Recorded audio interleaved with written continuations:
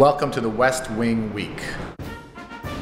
Welcome to the West Wing Week, your guide to everything that's happening at 1600 Pennsylvania Avenue. This week, the President spoke at the annual NALEO conference in Orlando, Florida, hosted the Congressional Picnic, and addressed the nation on the Supreme Court's decision on the Affordable Care Act, while his administration announced grants for cities hiring veterans as police officers and spoke with students about college affordability. That's June 22nd to June 28th, or the right thing to do. That was the right thing to do. That was the right thing to do. That was the right thing to do. On Friday, the President traveled to Orlando, Florida, to speak to a conference of Latino elected officials about his support for comprehensive immigration reform that reflects our laws and our values. I've said time and again, send me the DREAM Act, I will sign it right away. And I'm still waiting to work with anyone from either party who is committed to real reform.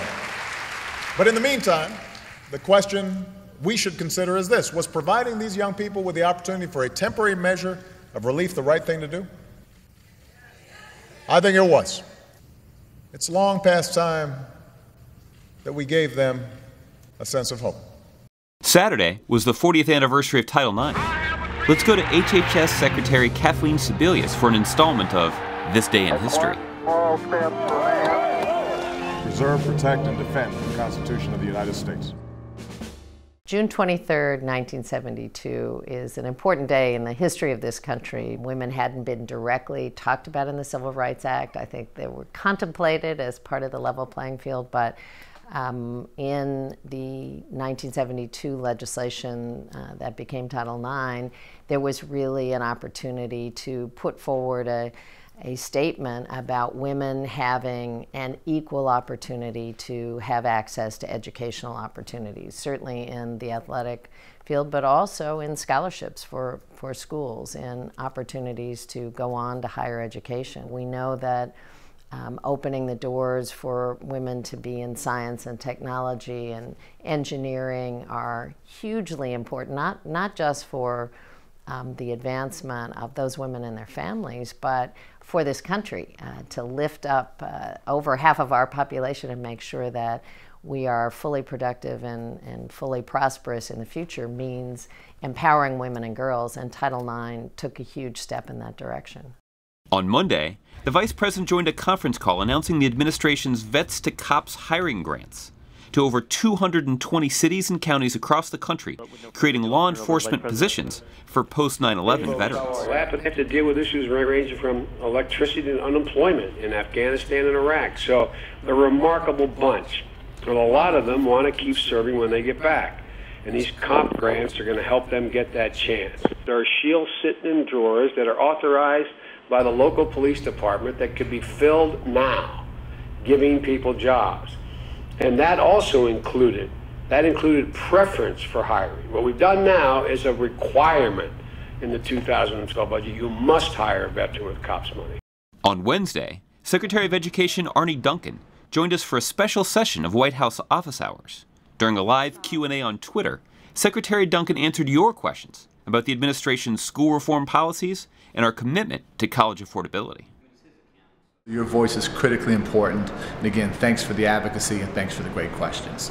We have so many folks back at the Department of Education working really hard to make a difference. One of my favorites is my assistant Maribel Duran. Here's a little bit about Maribel. My dad only went to school as far as the 2nd grade, but after school he would sit there with us, tackling those long division problems. He would figure it out himself, and that's something that rings true with my work ethic.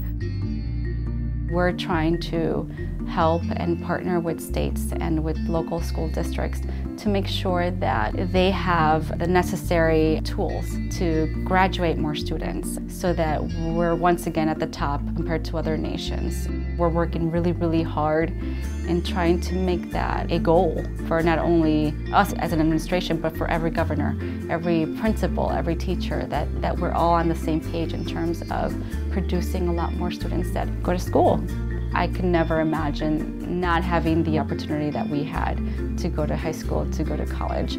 So I make that a point in my life as a parent. That evening, the President and First Lady hosted the annual Congressional Picnic, where members of Congress and their families sat at picnic tables enjoying hot dogs and hamburgers on the south lawn of the White House. We are first and foremost Americans, not Democrats or Republicans. I'm glad I see some folks here in shorts. Everybody is dressed appropriately for a picnic. If you still have your tie on, take it off. On Thursday, the president spoke to the nation about the Supreme Court's ruling on health care reform. With today's announcement, it's time for us to move forward, to implement and, where necessary, improve on this law. And now's the time to keep our focus on the most urgent challenge of our time, putting people back to work, paying down our debt, and building an economy where people can have confidence that if they work hard, they can get ahead. But today, I'm as confident as ever that when we look back 5 years from now, or 10 years from now, or 20 years from now, we'll be better off because we had the courage to pass this law and keep moving forward. Thank you. God bless you, and God bless America. To find out more information on any of these topics or to see complete videos of these events, go to whitehouse.gov. And thanks again for checking out your West Wing Week. Are you eating your dress? That is wonderful. You are eating it. You're eating your dress.